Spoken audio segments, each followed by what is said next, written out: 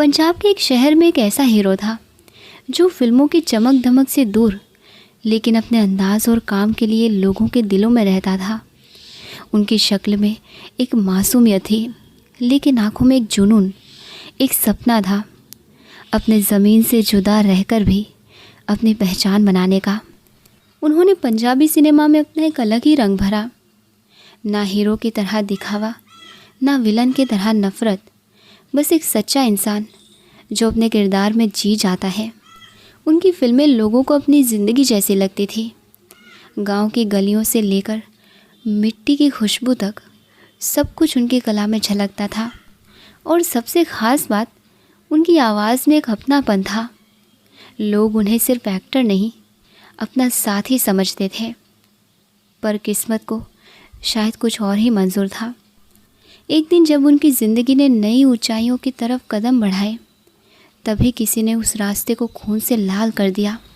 इस एक्टर का नाम था वीरेंद्र, जो धर्मेंद्र के कज़िन ब्रदर थे, जिनकी मौत ने सिर्फ पूरे परिवार को ही नहीं बल्कि पूरे पंजाबी फिल्म जगत को भी हिला दिया था। अभिनेता वीरेंद्र का बचपन एक आम पंजाबी खैदर परिवार में गुजरा, जहां मिट्टी की खुशबू, खेतों की हरियाली और परिवार का संस्कार सब कुछ सीखने को मिला।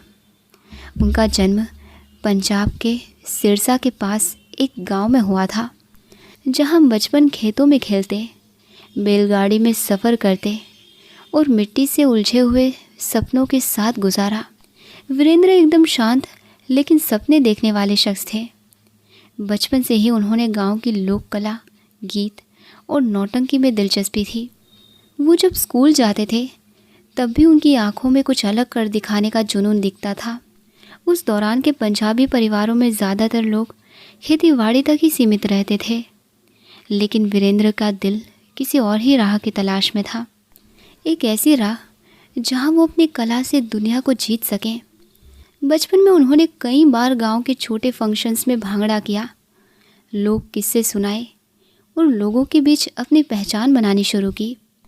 वीरेंद्र का परिवार धर्मेंद्र से जुड़ा हुआ था, इसलिए सिनेमा का एक छोटा सा झलक उनके आसपास था।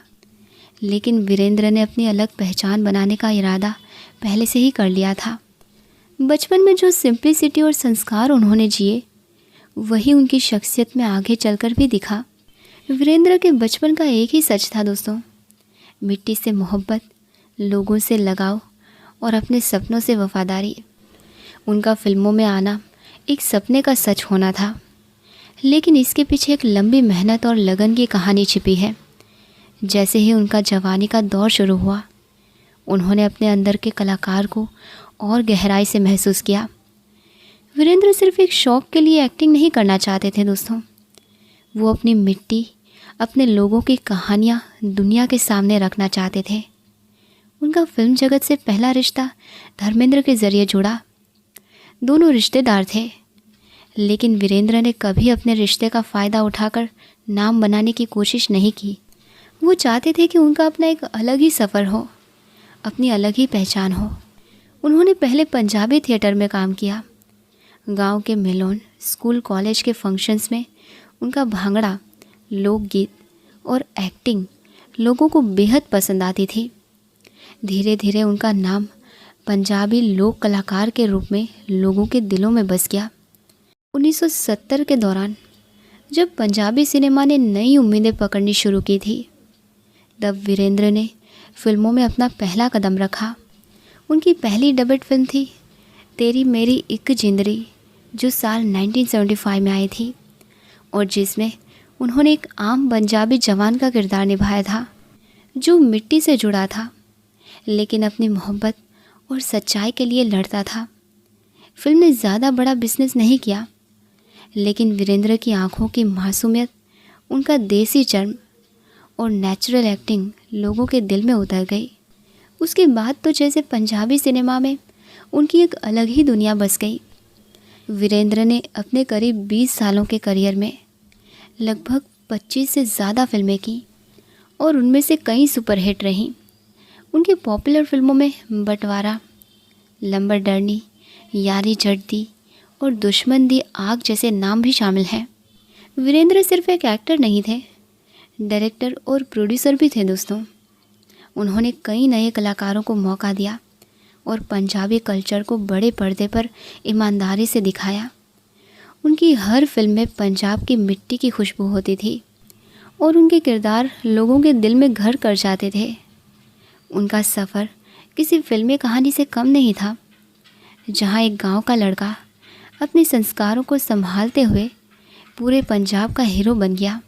वीरेंद्र का सफ़र पंजाबी सिनेमा में छोटे कदमों से शुरू हुआ था दोस्तों, लेकिन उनका जज्बा, उनकी ईमानदारी और उनकी लोकप्रियता ने उन्हें जल्द ही पंजाबी फिल्मों का अमिताभ बच्चन बना दिया।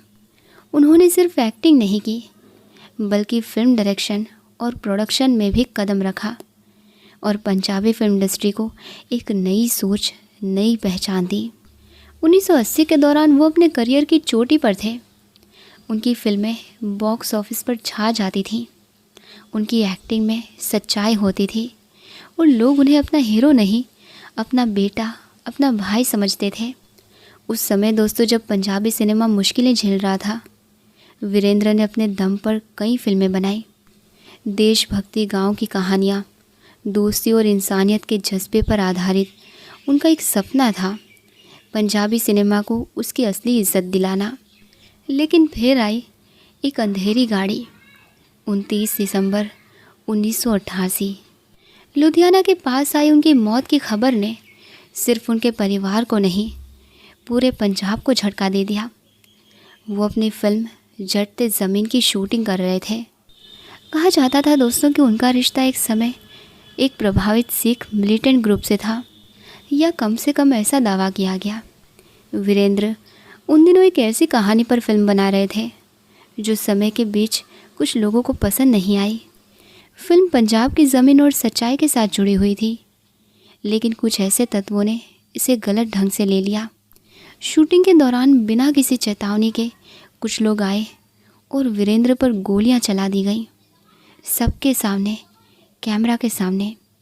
जब वीरेंद्र की हत्या हुई तब धर्मेंद्र टूट गए थे। उन्होंने मीडिया से बात करते हुए ये कहा था कि मुझे मेरे भाई का सपना अधूरा छोड़कर जाना पड़ा। वो सपना पूरा कर रहा था और किसी ने उसे छीन लिया। उस गम के बाद धर्मेंद्र ने कुछ समय तक पंजाबी सिनेमा से दूरी बना ली थी। उनका दर्द सिर्फ परिवार का नहीं था, वो एक कलाकार भाई के सपने के टूटने का दर्द था। वीरेंद्र चले गए, लेकिन उनकी फिल्में, उनका मासूम चेहरा, उनका पंजाबी कल्चर के लिए जज्बा आज भी उन्हें याद दिलाता है। वो सिर्फ एक धर्मेंद्र के रिश्तेदार नहीं थे, वो पंजाबी सिनेमा का अपना बेटा थे।